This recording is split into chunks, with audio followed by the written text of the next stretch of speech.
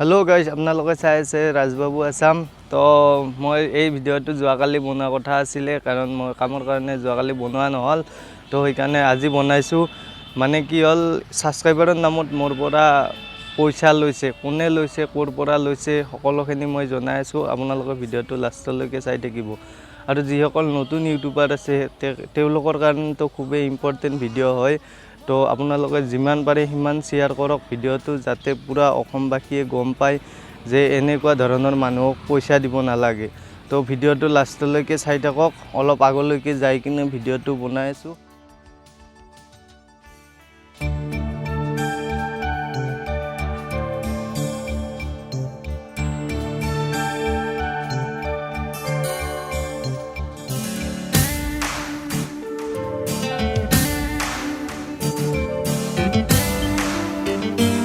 Guys নতুনকে যিসকলে YouTube channel খুলিছে সেইসকলে গম পাব কথাটো মানে কি হয় সাবস্ক্ৰাইবাৰ লাগে মানে এনেকুৱা মনত এটা অনুভৱ হৈ থাকে মানে কি সাবস্ক্ৰাইবাৰ কেনেকৈ বাঢ়িব কেতিয়া বাঢ়িব তো ঠিক মোৰো তেনেকুৱাই হৈছে তো মই এটা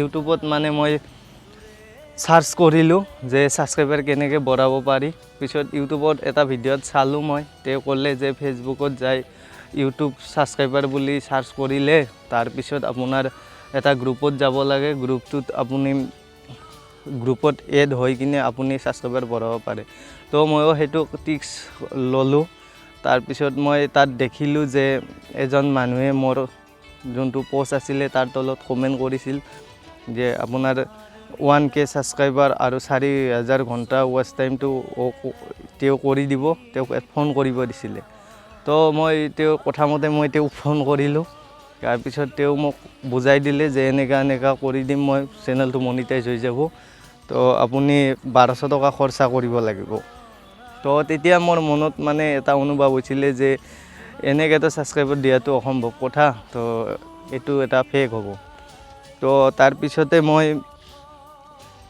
তেখেতৰ লগত কথা পাতিলোঁ মই ক'লোঁ যে আপুনি প্ৰথমতে কাম কৰি দিয়ক তাৰ পিছত মই আপোনাক 1200 নহয় 2000 টকা হলেও দি দিম তাৰ পিছত মানে তেখেতে ক'লে যে নহয় এডভান্স আপুনি 300 টকা এটা দি দিয়ক মই আপোনাৰ কাম কৰি দি আছো তাৰ পিছত এনেকৈ বহুত সময় কথা পতাৰ পিছত মানে ক'লে যে ঠিক আছে 200 টকা দিয়ক তাৰ পিছত মই 200 টকাটো মই মান্তি হোৱা নাই কাৰণ মই জানিছিলোঁ যে এই মানুহটো এটা ফেক মানুহ হয় তাৰ পিছত মই ক'লো যে আপোনাক মই 100 টকা এটা দি আছো আপুনি কাম কৰক তাৰ পিছত মই আপোনাক বাকিখিনি দি দিম তাৰ পিছত মই তেখেতক এটা 100 টকা এটা মই আপোনাৰ পেটিএমৰ পৰা মই দি দিলোঁ পেটিএমত দি তো আপোনালোকক মই পেটিএমৰ যোনটো স্ক্ৰিনশ্বট আছিল মোৰ তাত সেইটো দেখাই দিছোঁ চাই লওক তো সেই স্ক্ৰিনশ্বটটো দিয়াৰ পিছত মানে কি তেওঁ ক'লে যে স্যাৰ অলপ ৰখি দিয়ক 15 মিনিট মান টাইম লাগিব আপোনাৰ কামটো হৈ যাব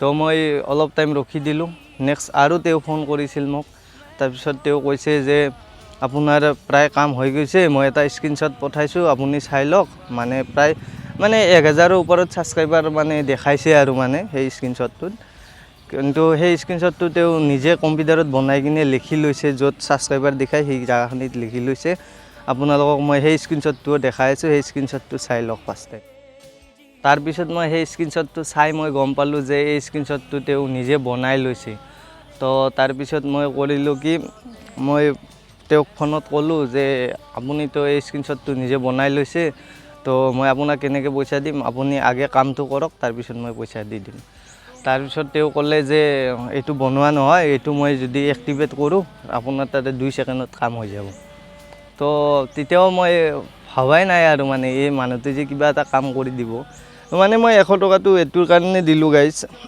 মানে যেতিয়া আমি জুৱা খেলিব যায় মানুহবিলাকে যেৱা লটাৰী টিকেট কাটে তাতে পাম বুলি নাকাটে ন যাব বুলি কাটে তো হেতু ভাবি ময়ো মানে 100 টকাটো দি দিছোঁ যে লটাৰী কাটিছো বুলি ভাবি মই 100 টকাটো দি দিছোঁ আৰু হেতুত মই মানে আফসোস কৰি দিয়া নাছিলোঁ এইকাৰণে মই মনটোত বেয়া লাগা নাই যাতে বেলেগ নতুন ইউটিউব চেনেল খোলা সকলক কৈছোঁ মই যাতে তেওঁলোকে এনেকৈ পইচা নিদিয়ে যদি চাওক মই যদি 1200 টকাটো গোটাই দি দিলোঁ হয় মোৰ 1200 টকাটো গুচি গ'ল আৰু 1200 টকা এটা আমাৰ নিচিনা মানুহৰ কাৰণে বহুত বেছি প্ৰয়োজন তো গতিকে আপোনালোকে এইটো কাম নকৰিব। কোনো ছাবস্ক্ৰাইবাৰে কোনো মানুহে আপোনালোকক ছাবস্ক্ৰাইবাৰ বঢ়াই দিব নোৱাৰে।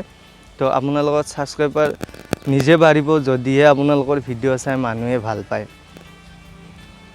তো গাইজ তাৰপিছত মোক তেওঁ ক'লে যে আপুনি আধা দি দিয়ক, আপোনাৰ চেনেলটো মই এক্টিভ কৰোঁ। তো মানে 600 টকা দিব লাগে। তাৰপিছত মই ক'লোঁ নাই, মই 600ও দিব নোৱাৰোঁ। তাৰপিছত তেওঁ ক'লে 300 টকা দিয়ে। মই ক'লোঁ 300 টকাও দিব নোৱাৰোঁ। তাৰপিছত কৈছে 200 টকা দে। মই ক'লোঁ 200 টকাও মই দিব নোৱাৰোঁ। তাৰপিছত 100 টকাত লাগিছিল, 100 টকা লাগে আৰু মোৰ চেনেলটো এক্টিভ কৰি দিব। তাৰপিছত মই কৰিলোঁ কি, মানে যেতিয়া 100 টকা খুজিলে তেতিয়া মই ক'লোঁ ছাৰ আপুনি আগত কাম কৰক, পিছত মই পইচা আপোনাক দি দিম, 1 টকা পইচাও আপোনাৰ পৰা মই নাৰাখোঁ। তাৰপিছত মই মোৰ মাৰ শপত খাই ক'লোঁ মানে তেওঁ কথাটো।